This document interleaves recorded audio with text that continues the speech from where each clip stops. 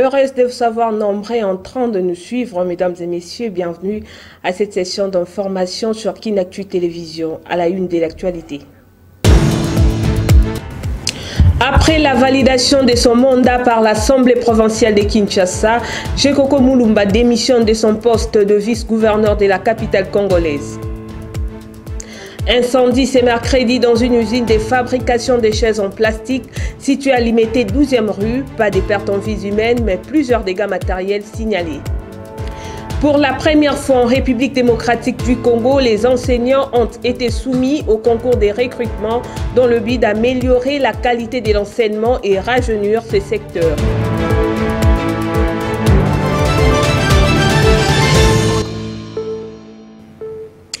Une fois de plus, bienvenue à tous.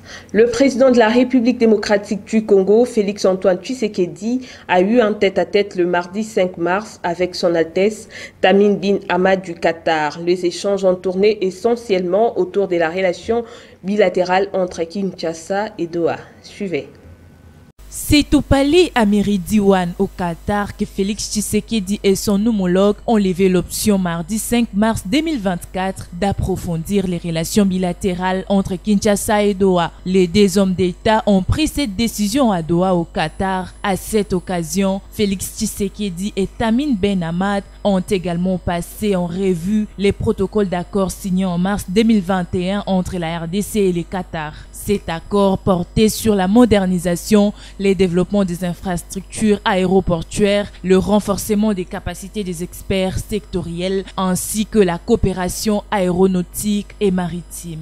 À Doha, les discussions entre ces deux hommes d'État ont été également élargies à leurs délégations respectives. Ces dernières ont abordé d'autres questions, notamment aux investissements. À la clôture de sa mission au Qatar, le chef d'État congolais a participé mardi à la journée du Congo, célébrée dans le cadre d'Expo Doha 2023, Grand Desert Battle Environment. Retenons que c'est le deuxième voyage du chef d'État congolais à Doha après celui du mars 2021. Rêve d'un pays, le ministre de l'enseignement primaire, secondaire et technique, Tony Mwaba, a lancé mardi 5 mars dernier le concours des recrutements des enseignants et la promotion des directeurs des établissements scolaires primaires publics à l'ITC Njili, où 206 candidats ont pris part à ces rendez-vous. Regardez. Une première en République démocratique du Congo, la première édition du recrutement des enseignants et la promotion des directeurs des établissements scolaires primaires publics a eu lieu mardi à Kinshasa à l'ITC Njili. Le go a été donné par le patron de l'enseignement Tony Mwaba Kazadi qui a expliqué la quintessence de ces concours. La date du 5 mars 2024 restera ineffaçablement inscrite dans les annales de notre système éducatif en vertu de l'organisation de la première édition du concours de recrutement des enseignants. Ce go est donné à Kinshasa. Aujourd'hui, le ministère de l'EPST va passer à l'autre phase dans le cadre de son redressement avec l'appui de la Banque mondiale et l'exécution du projet PERS dans le lancement de la première édition du recrutement des enseignants sur base du concours, pour nous rassurer de la qualification d'un enseignant avant qu'il ne soit recruté et placé devant les enfants. Visant l'amélioration de la qualité de l'enseignement, cette mesure ne concerne pas seulement les écoles publiques, mais également les établissements scolaires privés. C'est-à-dire le promoteur des écoles privées doivent engager des enseignants recrutés sur concours. Notons qu'au total, 206 candidats ont pris part à ces rendez-vous. Autre chose dans ce journal, les agents du secrétariat général de l'agriculture saluent le réforme et les travaux abattus par le ministre sectoriel José Mpanda à la tête de cette institution étatique. Il regrette d'être venu tard et dans peu de temps avoir fait beaucoup de choses pour changer l'image de ces ministères. Ces agents et cadres ne comptent que sur sa reconduction à la tête de ces ministères.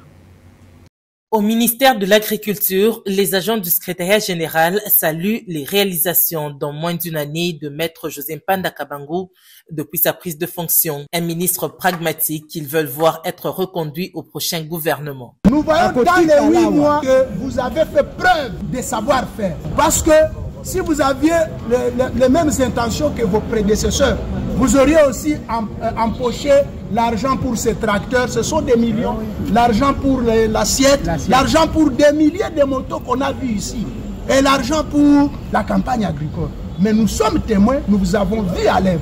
Et nous, agents, nous avons dit, un homme comme celui-ci mérite d'être appelé excellence, parce que réellement, il pose des actions excellentes. Quand bien même vous ne serez plus là, l'histoire retiendra qu'il y aurait eu un ministre excellentissime ici. Mais ce que nous voulons, c'est votre reconduction. Maître José Mpanda qui a invité ses agents à une collaboration parfaite pour que le ministère de l'Agriculture joue véritablement son rôle.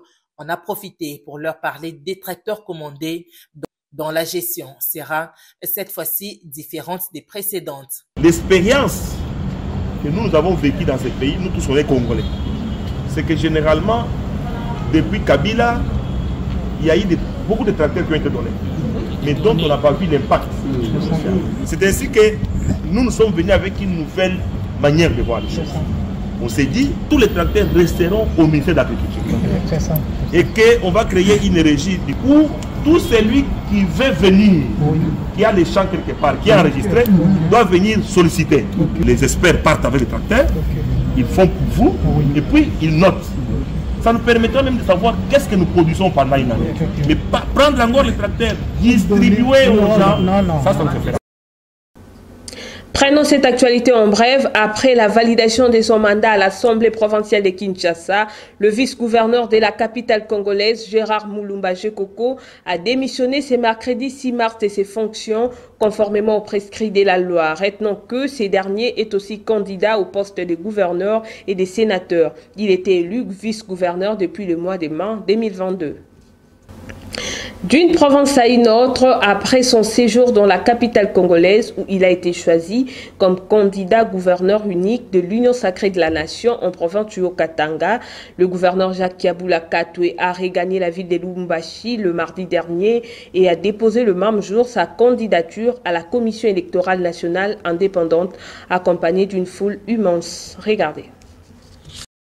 C'est un retour pas comme les autres pour Jacques Kiabula Katwe, investi candidat gouverneur unique de l'Union sacrée pour le Haut-Katanga. Au pied de l'avion, le candidat gouverneur a reçu la bénédiction de quelques chefs traditionnels, dont le grand chef Kaponda Lubenge. Il va par la suite saluer le Conseil provincial de sécurité, le gouvernement provincial, son cabinet et les cadres et militants des partis politiques de l'Union sacrée.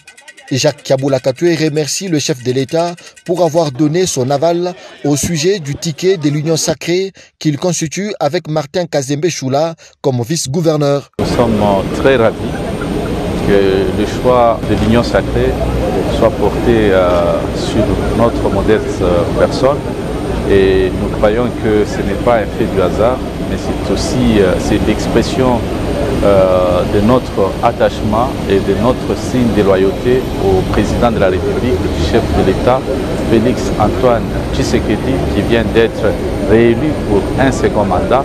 Il n'a plus que je sois reconduit, premièrement avec sa bénédiction, deuxièmement avec la bénédiction de toutes les autorités politiques, mais aussi avec le consentement de tous les collègues députés qui ont été présents à Kinshasa. De l'aéroport international de la Luano, Jacques Kiabula Katwe va se rendre au bâtiment du 30 juin où l'attendait une foule immense constituée de la base militante des partis politiques de l'Union sacrée qui a dit oui au choix du président de la République, Félix Antoine Tshisekedi Tshilombo.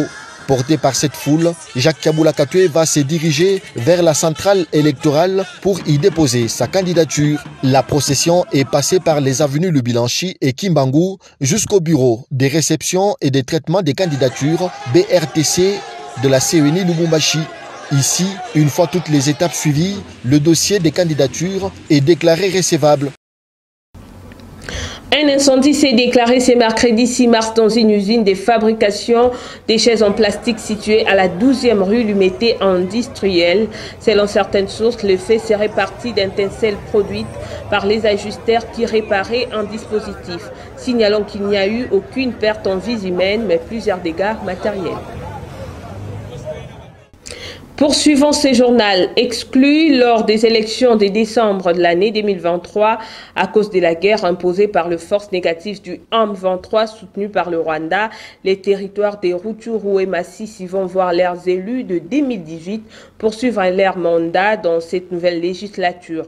C'est la Cour constitutionnelle qui a rendu le mardi 5 mars dernier son arrêt. Selon elle, cette décision s'inscrit dans le cadre de maintenir une continuité institutionnelle dans ces territoires malgré les défis sécuritaires persistants. Les élus provinciaux de 2018 des territoires des Rutshuru et Masisi vont continuer à siéger dans cette nouvelle législature. L'arrêt est de la Cour constitutionnelle rendu ce mardi 5 mars 2024. Et pendant ce temps, la Commission électorale nationale indépendante a déjà fixé au 5 octobre prochain la tenue des élections législatives à Kwamut, à Maindombe, ainsi qu'à Rutshuru et Masisi dans la province du Nord Kivu. C'est là dans le calendrier réaménagé et publié le 31 janvier dernier et par la centrale électorale qui prévoit également l'enrôlement des électeurs dans ces mêmes entités du 1er au 20 juillet de cette même année. Notez que cette opération sera suivie de la campagne électorale dans le 30 jours avant la tenue proprement dite de ces scrutins. Revenons sur l'évolution de la situation sécuritaire dans la partie est de la République démocratique du Congo. L'acteur politique Eric Ndaye appelle le chef de l'État, Félix-Antoine Tshisekedi, à doter des moyens et des équipements militaires aux forces régulières de la RDC et de procéder à l'offensive et non à la défensive. Regardez. C'est quelque chose qui est en train de nous mettre en doute personnellement. On s'est dit, la République démocratique du Congo, c'est un grand pays, un pays avec beaucoup de potentialités. Pourquoi nous ne sommes pas à mesure d'éradiquer cette guerre qui est en train de nous ronger? Le pays de Rwanda, c'est un petit pays. Avec ses habitants, ils ne peuvent pas nous prendre face. Mais pourquoi jusqu'à maintenant, nous sommes en train d'accepter ces humiliations? Nous sommes en train d'accepter les tueries de nos frères, de nos sœurs, des violations. C'est vraiment inhumain. Je suis en train de demander au chef de l'État, les garants de la nation, d'activer notre armée sur le plan financier, d'activer notre armée sur le plan logistique. Parce que nous nous battons surtout à la défensive, excusez, et l'adversaire nous attaque. Si le chef de l'État peut nous fournir les instruments de la guerre, c'est-à-dire les armes lourdes, et motiver nos militaires qui sont en train de croupir à l'est de notre pays, et à mettre des stratégies idoines pour faire éradiquer cette guerre. Parce qu'on ne peut pas perdre notre partie de l'Est à cause de cette machin guerre. Sachez que les officiers généraux de la police nationale congolaise ont été dotés d'un premier lot de 38 véhicules de fonction le mardi dernier par l'entremise du directeur de cabinet du vice-premier ministre en charge de l'Intérieur, Peter Kazadi. Plus de détails dans ses commentaires. Pour faciliter la mobilité des officiers généraux de la police nationale congolaise dans l'exercice de leurs fonctions, le vice-premier ministre en charge de l'Intérieur, Peter Kazadi, par les truchements de son directeur de cabinet, Norbert Yamba, a remis un premier lot de 38 véhicules aux responsables de la police. C'est le directeur de la logistique de la PNC, le général Achille Nzomono, qui a reçu les clés au nom du commissaire général de la police. Je voudrais, au nom vice-premier ministre, ministre de l'Intérieur, Sécurité et Affaires coutumières, vous remettre ces clés. Les clés sont destinées aux différentes jeeps qui ont été mises à la disposition des généraux, des véhicules de fonction pour vous permettre de mobiliser au titre des responsabilités qui sont les vôtres. À son tour, le général Achille Nzomono a promis d'en faire bon usage. Nous vous remercions. Et en ce qui concerne la protection de ces véhicules, j'aimerais vous faire savoir que nous sommes de grands responsables et de grandes autorités. De ce coin-là, ne vous posez même pas de questions. Merci de tout cœur. Merci. Il suit de signaler qu'un autre lot de 51 pick-up Toyota Land Cruiser est déjà disponible à Kinshasa et sera distribué dans le prochain jour aux grandes unités de la capitale et des provinces. Dans un contexte de défis liés à la persistance de l'insécurité dans l'est de la République démocratique du Congo, le gouvernement russe a franchi une étape ferme en approuvant la coopération militaire pour des exercices conjoints et une formation militaire entre la RDC et la Russie dans un cadre d'un nouveau partenariat. Sujet. Un accord de coopération militaire envisagé entre la Russie et la République démocratique du Congo. En effet, le gouvernement russe a atteint une étape ferme en approuvant un projet d'accord visant à renforcer un partenariat militaire avec la RDC. Selon une résolution du gouvernement russe rendue publique sur le portail officiel de communiqué légal russe, ces projets d'accord proposés par le ministère de la Défense russe en connivence avec le ministère des Affaires étrangères et d'autres organes exécutifs fédéraux. Il y a déjà un fait vert sur l'accord. Notons que c'est dans un contexte lié aux défis sécuritaires qui persistent dans l'est de la République démocratique du Congo en particulier et dans l'est de l'Afrique. Cependant, ces dits partenariats envisagés entre la RDC et la Russie permettra d'ouvrir la voie à une série d'initiatives, entre autres coopération militaire, organisation conjointe de manœuvres et d'autres exercices militaires, notamment la participation et l'observation militaire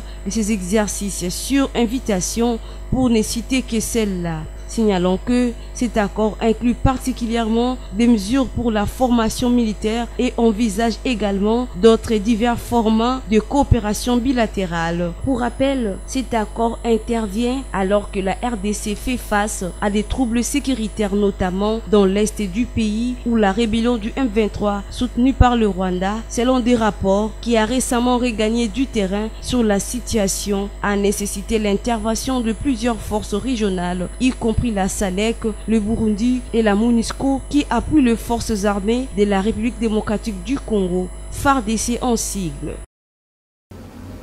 Lutte contre l'insécurité à Kinshasa, la Force du Progrès, une milice qui dit être une structure d'autodéfense du parti politique Union pour la démocratie et les progrès sociaux, est désormais dans le collimateur de la police nationale congolaise, qui a reçu l'instruction de neutraliser ces groupes à la suite de plusieurs accusations concernant leur conduite dans la ville de Kinshasa. La conduite malsaine de la Force du Progrès dans la ville de Kinshasa est désormais dans le collimateur de la police nationale congolaise. En effet, le commissaire divisionnaire de la ville-province de Kinshasa, le général Blaise Kilimbalimba, a annoncé le mardi 5 mars dernier que la Force du Progrès sera bientôt neutralisée. Signalons que ces structures, qui s'est dit être d'autodéfense du parti politique présidentiel Union pour la démocratie et le progrès social, UDPS en sigle, est accusé de plusieurs bavures dont le chef de la population, entre autres tracasseries routières dans les transports en commun, désordres et bagarres sur le lieu public, attaques et menaces sur d'autres partisans politiques et plusieurs autres actes de vandalisme. Par ailleurs, le commissaire divisionnaire de la ville de Kinshasa a d'un ton ferme affirmé que les instructions ont été données par la hiérarchie afin de neutraliser cette structure. Selon Blaise Kilimbalimba, il faudrait bien planifier pour réaliser cette mission qui ne sera pas d'aujourd'hui, mais dans un bref délai, à un moment qui sera inopportun pour ce frotteur de troubles. Changeons des chapitres, l'intersyndicale des Congo Airways a fait une déclaration ce mercredi 6 mars devant la direction générale en présence des agents et cadres de cette société pour dénoncer la mégestion généralisée en son sein. Le personnel de cette firme publique porte à la connaissance du chef de l'État Félix-Antoine Tshisekedi la précarité des conditions socio-professionnelles. La dite déclaration a été lue par le vice-président de l'intersyndicale Pascal Mbaroua. Suivez.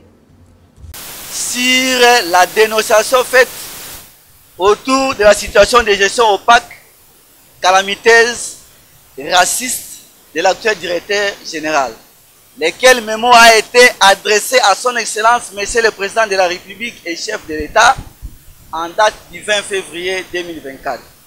Avant l'actuel directeur général, la compagnie Congo Airways était dotée d'un cadre organique, bien connu de tous, lesquels cadres devaient, en cas de quelconque modification et révision, être soumis à l'appréciation des départements de qualité et sécurité et des ressources humaines avant sa validation par le conseil d'administration.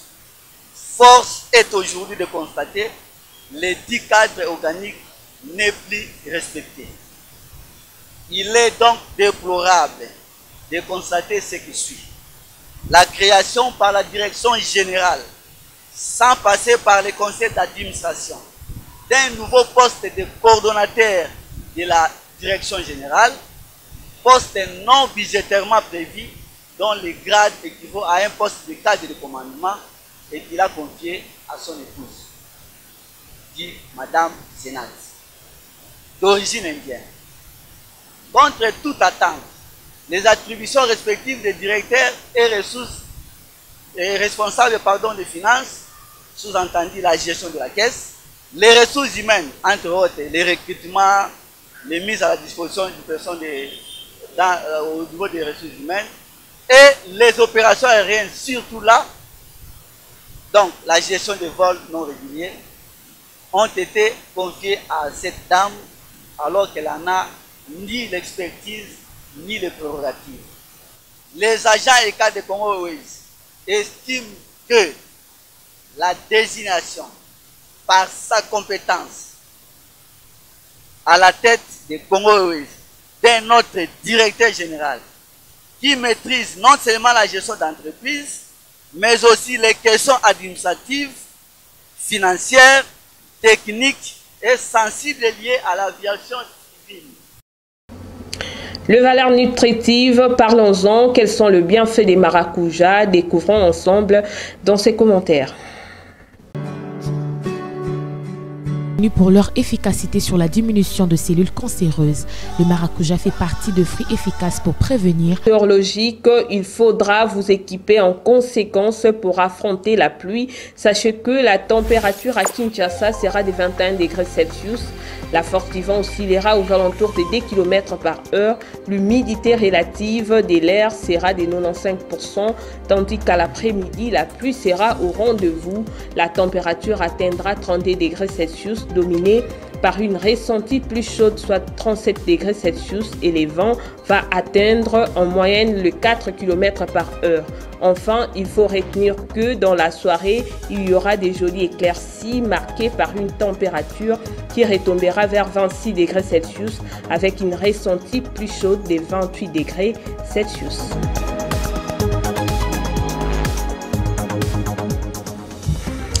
C'est ici que s'achève cette ronde édition du journal, mais avant de nous quitter, place au rappel des titres. Après la validation de son mandat par l'Assemblée provinciale de Kinshasa, Gekoko Mulumba démissionne de son poste de vice-gouverneur de la capitale congolaise.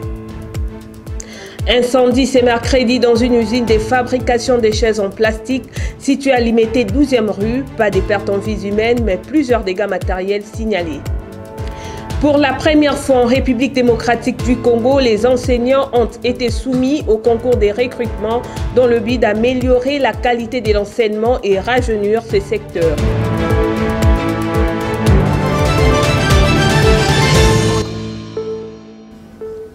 Merci de votre attention soutenue. Restez branchés sur Kinactu Télévision. Je vous retrouve demain à la même heure avec le même plaisir. Au revoir.